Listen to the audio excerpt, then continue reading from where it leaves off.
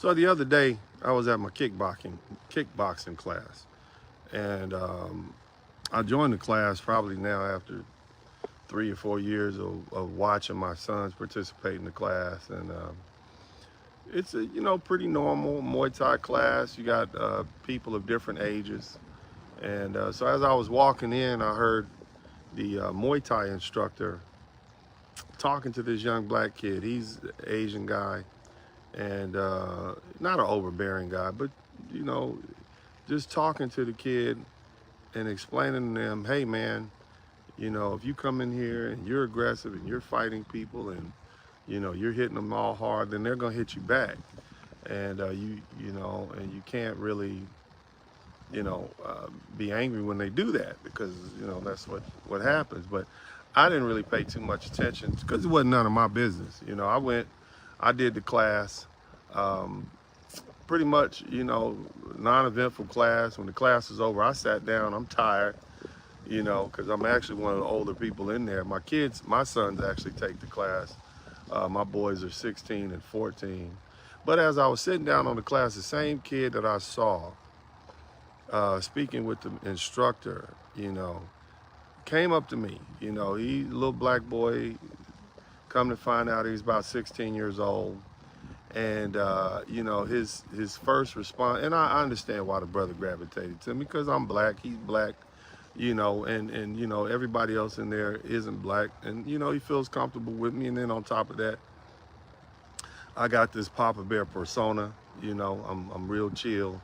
Everybody knows me. Pretty much everybody's comfortable with me, and they see I'm in there to not hurt anybody, not prove anything, but just to get some exercise in.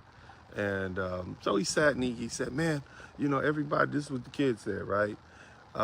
Without even introducing his name, I could tell when he just had something on his mind, he wanted to talk. And so I'm sitting here, he's sitting to my right. He says, yeah, it just seems like, everybody in here thinks I'm the bad guy. Everybody in here they want to hit me, they want to hurt me. And I said, okay, calm down. I said, you know, what are you talking about? And he start trying to explain that he goes hard, and I'm just doing and making excuses for himself and, playing the victim role, and I could tell he got the little long dreadlock hair. I couldn't even see the boy's eyes because his hair was in twist and it was covering his eyeballs. I couldn't even look him in the eye. All of these are telltale signs that this boy is being raised by his mom. I could just look at it, you can tell, So I heard him out, and I just kind of didn't want to get too, because it's not my son, I didn't want to get too deep into it about what happened. But I basically said, man, these people are not your enemies. You're just here to learn and train, and if you go hard, then people are gonna go hard against you. I mean, this is Muay Thai, this is kickboxing. It's a fighting class, and so that's kind of what happens. But I kind of just told him to chill a little bit, but it gave me great pause. I thought about it, and then I compared that little boy to my 16-year-old son. Everybody says how respectful they are. My 16-year-old, my 14-year-old, and even though they are advanced in multiple martial arts, they are under control. They're emotional. They're not emotional. They're strong. They're studious. So anyway, I felt compelled to speak to the instructor afterwards, and so I talked to him briefly, and I was kind of telling him, what had happened, and he was like, "Oh yeah, that kid." And so he basically told him the story. He goes hard, and he's swinging for the fences. He's pushing hard, and so I'm like, okay, I'll pair you with somebody who you can fight hard with. You can get that out the way. But then when that happens, guess what? When he's actually hit with some confrontation, some real life fight, then he basically start complaining about how that person is more advanced than him. And he start complaining because you want to go hard, but you don't have the technique or the skill set, and now you in there feeling the consequences. So you can't be a victimizer and then complain was when you get victimized. You know, you come in here acting like you want to fight, but the truth is you want a victim. You see, and I had to kind of explain to the professor. I say, look, you know, and I empathize with the young man. You know, I do. I empathize with him because he doesn't know any better. As I said earlier, he has female coping mechanisms. He gets that from his mother. You know, you get that from females. When you're around a lot of females, you realize, and I broke this down for the instructor, and I said, so you have a young man who's been raised by his mom. I said, you have a lot of that in the black community these days. I can tell by the hair covering your eyes, you know. I can tell by the way in which you played the victim role, you see. I can tell by the way in which, you know, when you're confronted with confrontation and it's too overwhelming, now you want to plead for help. And it's a problem that we have in the black community. So I kind of broke it down to the instructor, who again, who's an Asian fella. And he understood a little bit more. I said, but it's also the reason why we have a lot of college level athletes who it takes a special kind of man to pierce through those feminine taught female brain oriented coping mechanisms. I say it's the reason why a lot of coaches have such a hard time, you know, teaching black boys. But if you can get through that and you can get them motivated, a lot of them are excellent athletes. They would be excellent martial arts combatants, but it's the mental, you know, it's the mindset. And so I also explained to the coach, I'm like, you see my sons, you see how different they are? He's like, yeah, they're very respectful, very calm. They follow instructions. You know, they don't back down in a fight. You know, they deal with it. And I say, but unfortunately, a lot of young men, young black men, don't have that because they don't have men in their lives, strong men. Because some brothers do have fathers, but their fathers were raised by women. So they have female coping mechanisms. They get overly emotional, and then they play the victim role. And you can see the prison is filled up with those type of men. Penitentiaries are filled up with men who haven't been taught to control their emotions. So, you know, what I want to talk to you all about today is, you know, dealing with this moving forward, because we have a generation, 2, maybe 3 generations of black men who see the world through their mother's eyes. A lot of you all disagree with what I say, but what you will find is there's a strong contingent of men and women who vehemently agree with what I'm saying, because the position that I take is always as a masculine man who thinks like a man, who's raised by dominant men, who has had an opportunity to pick different characteristics from masculine men that I like and incorporated them into my personality during my developmental years. Whether it be a dude who is a Vietnam vet, who is a hustler, or an upstanding attorney, like my dad, or football coaches, fellow teammates. I got a chance to be around enough masculine men that I could pick different characteristics, see how they respond to certain environmental stimuli, how they interacted with women, how they interacted with other men, how they interacted with anybody. And I was able to pattern myself after that. A lot of these young men these days, they don't have any men around them. They don't have fathers, they don't have brothers. All they have are women.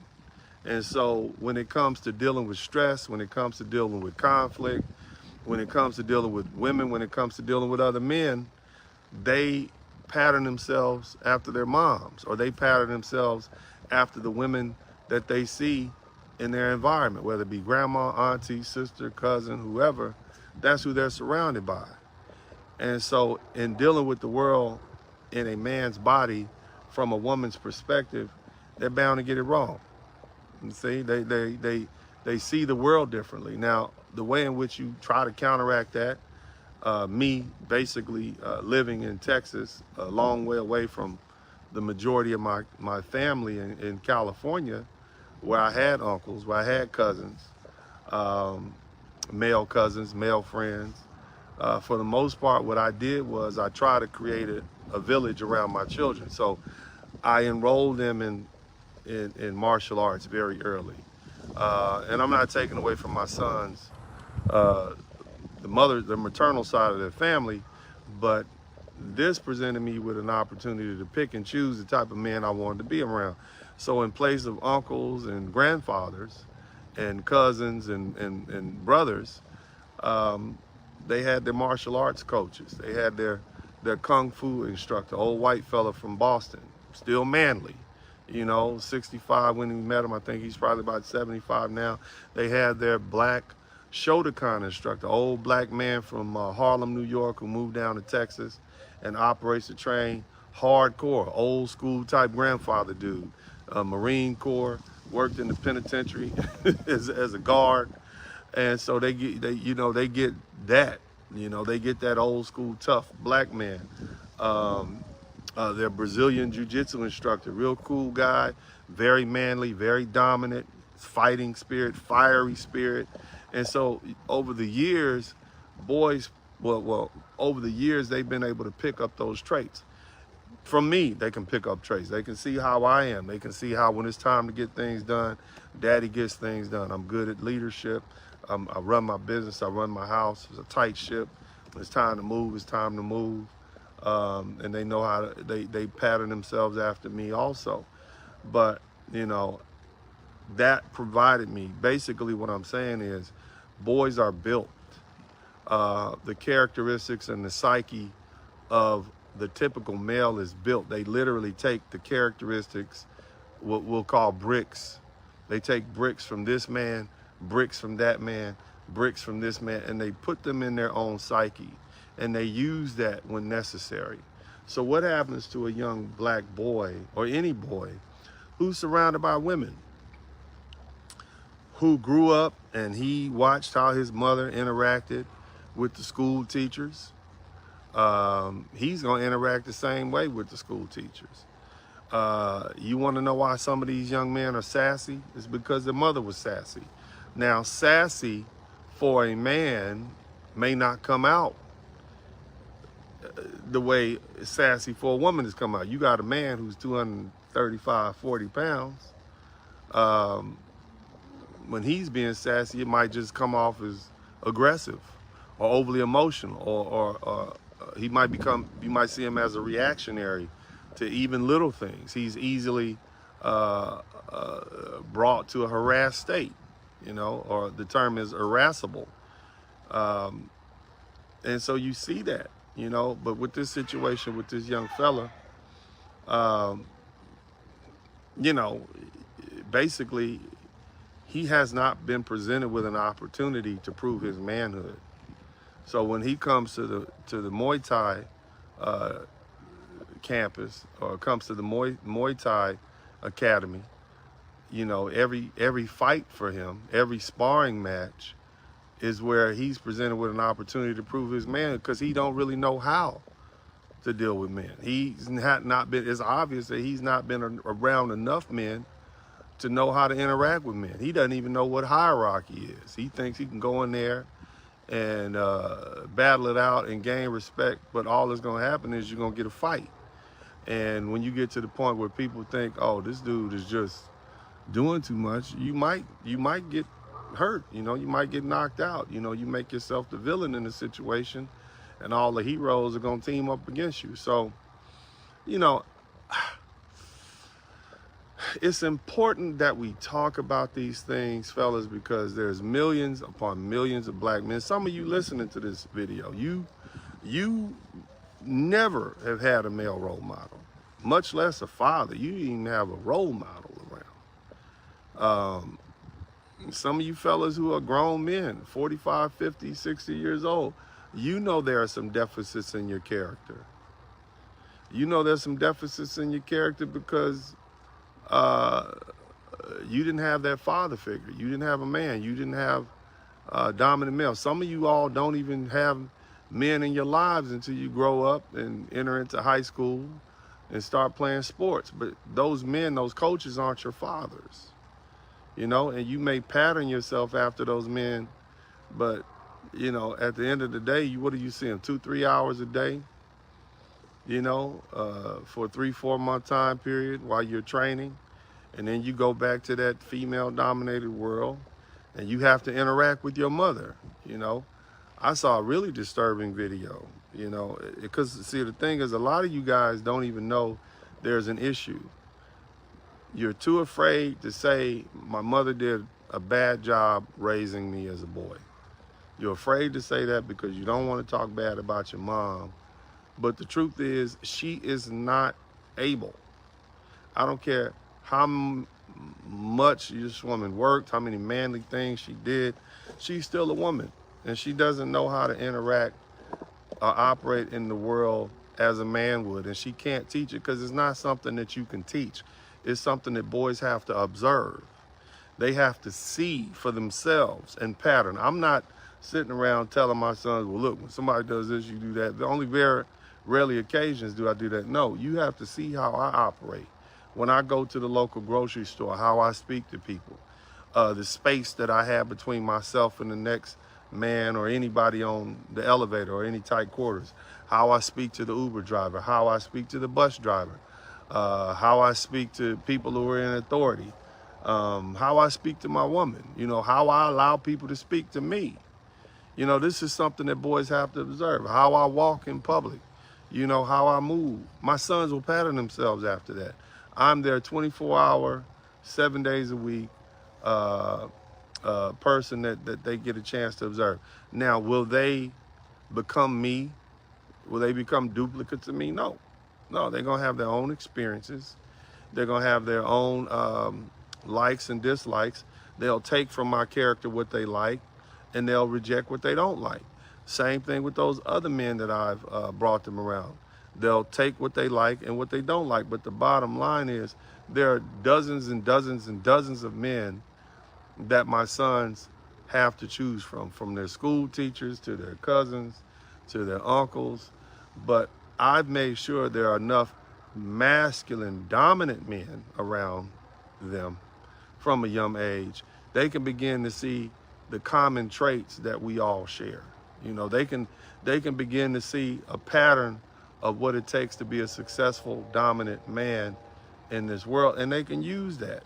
See, if you only got one man to pattern yourself after and he's a weak, soft sucker, that might be the person you end up patterning yourself after. But if I surround you at a young age by dominant, masculine men, and that's all you see, well, you basically say, well, I see what all these men have in common. I think that's a good characteristic. But bottom line is, I know how I would interact with somebody using that. And then I also, I see men who are not dominant, who are weak, who are unsuccessful, who falter at the opportunity to present themselves as men to the world. In my books, Rules to Live By, I talk about a situation where my father, we were at an ice cream shop. He was with, actually I think it was 31 Flavors. This is probably like 1980 or something like that. And I explained how I was in the back seat. His wife at the time was in the front seat. She was pregnant. And her brother, who had just got out the Harris County jail, was sitting over for something stupid, was sitting over in the passenger seat, rear passenger seat. I'm probably 8, 9 years old. I'm just a kid. And, you know, we got out the car and, you know, a few minutes later, there was a truck parked next to us. We got out the car. A few minutes later, white dude busts in the door. Mind you, this is the 1980s, man. White dude busts in the door. He might have been fresh out of Vietnam and complained about how the woman hit his truck. Now, he didn't know my dad was with him because for whatever reason, my dad hung back in the car for a minute. So I got out the car. I walked in. Getting ready to order my ice cream. My stepmother, who was a Puerto Rican lady at the time, and she wasn't Afro-Latino looking. She looked like a light-skinned white Latina, Mexican, whatever. But this is my dad's wife at the time, and her brother, who was also at the door, so who was also at the counter. So it was me over here by myself looking at the ice cream. I'm looking at the daiquiri ice cream. That was my favorite ice cream back in the day. She's standing over about 3 or 4 feet on the right, and her brother, who's also basically, you know, Puerto Rican looking dude, is over to the left. Now, you know, he just got through talking about how tough he was and how, you know, they're from New York and everything. But when that white boy busts in there saying, "Who's backstepping my goddamn truck?" they got quiet. Everybody was quiet. You know what I'm saying?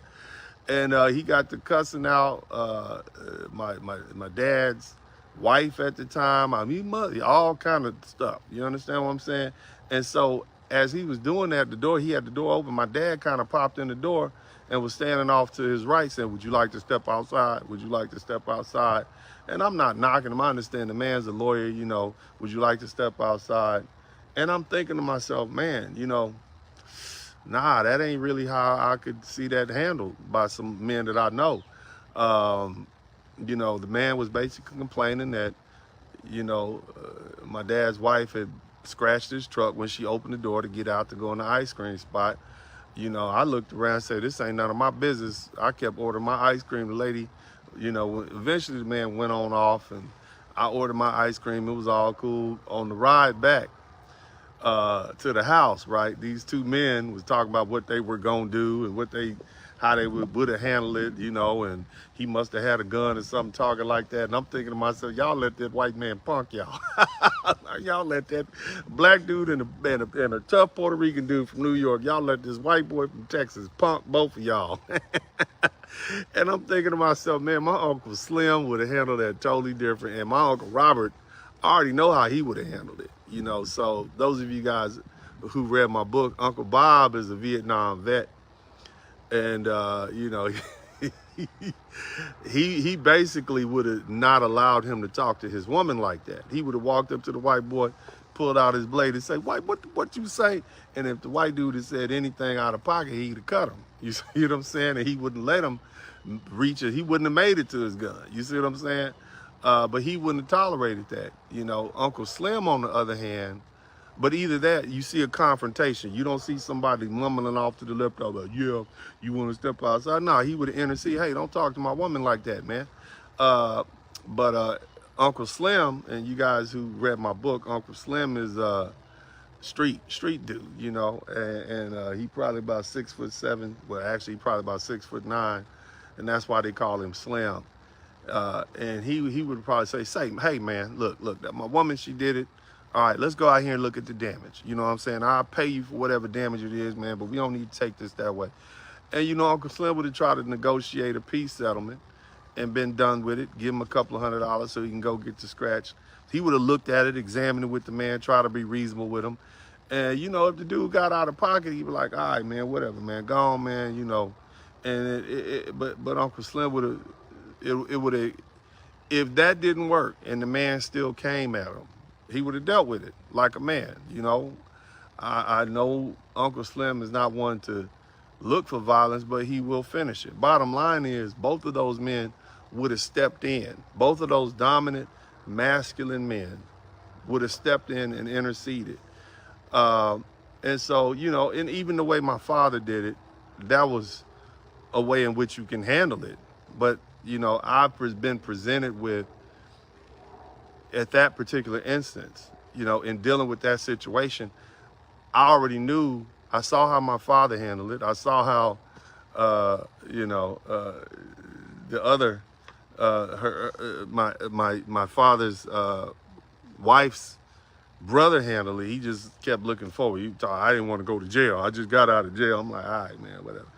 But I you know, that commanded no respect. And I'm sure the woman is looking at this. Here I am, pregnant, and I'm married to this man, and the most he can do is stand next to the dude and say, "Yeah, would you like to step outside?"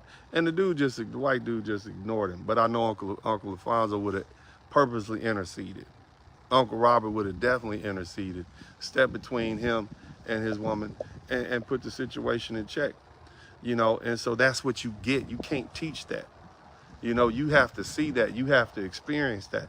That's why it's so important for men as they're growing up to be around dominant, masculine men so they can learn.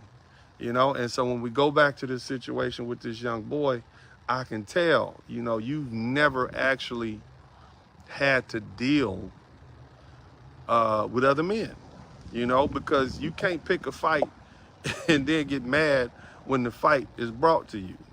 You can't go hard and then get mad when somebody else goes hard on you. That's a feminine trait.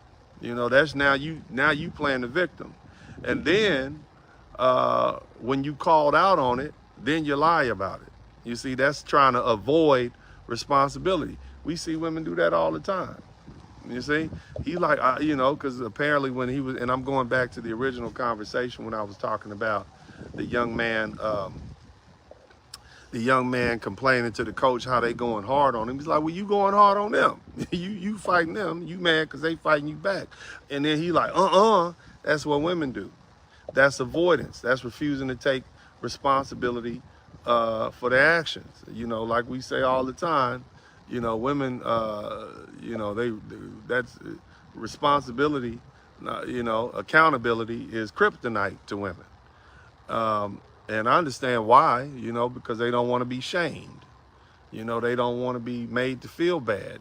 Shame is how women keep each other in check. So they can avoid shame and not be embarrassed. They don't lose status.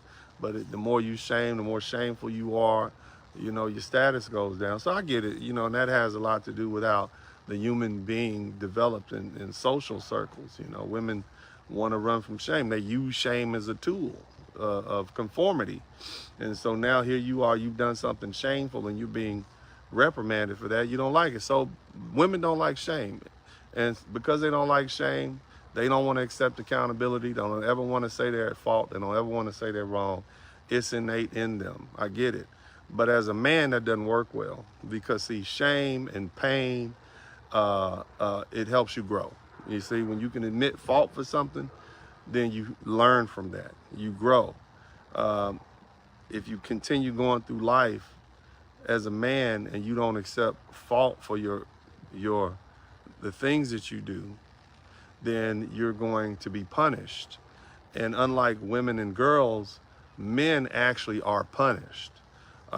Men actually suffer the consequences, which is why at a young age we typically realize you got to keep your hands to yourself, because you put your hands on somebody, there's nobody out there saying, oh, don't hit boys. They don't lay you out. And that's the lesson that we learn. Boys learn consequences very early. But when you have a young man who has not been raised around men, who has developed female coping mechanisms, then this is what you get. Now, this is something that's been on my mind. And I did actually tell the coach when I said, well, you know what you should do, man, because I also understand this. This is another dynamic. He's black, and you already going to be vilified for being a black man. I get that, even though he's 16, just like my son, he's already going to be vilified. So, I get that too. And that's an unspoken, that is an unspoken understanding that as a black man, I have, that if you got a black boy, you dealing with a black boy, you got black sons, they need to understand that they're automatically going to be vilified for whatever they do. They are automatically the bad guy. That's why I tell you fellas, just go ahead and embrace it, accept being the bad guy, because that's your status. You the man in black. But I told the coach, I said, yeah, he can work with me and my sons, man. I'll work with him. And when I get with the little fella, I'm going to be like, yeah, man, I got a son your age. And I'm going to tell him straight up, man, look, if you want to go hard, I'll go hard with you. But you're going to lose, because if I unload on you, you're going to break like glass. I'm 6'4", 305 pounds. I can hit like a brick house. You understand? But I think the best thing to do is just work on your technique. You 16, you got a whole life to work on this. But if you want to go hard, you can go hard. You want to go hard with one of my sons over there, especially that big one, you can go right on ahead, because he's 16 and you 16. But he been raised by his daddy. He could bench press about 275 pounds. He's only 181 pounds. So You know, you want to go at it, and he probably had 1,000 fights since he was, 6 years old. So, you know, you can do that. You know, you want to stand up, and that way he can learn his lesson. He can not be felt to be bad and vilified. He'll be around other black men and black boys. So, you know, I opened that opportunity up for him. I told the professor, told the coach, hey, look, kid can work with me. And that's really the most I can do, you know what I mean? But at 16 years old, it's just going to be too little too late for the young man, you know. And he'll just have to learn. A lot of you men out there, a lot of you guys, you didn't even know what it was like to be a man growing up. It took you to you 30, 35 years old to finally start having some understanding about what it is to be a man, just because you were raised by women. And so that's something that we have to deal with, fellas. Something we got to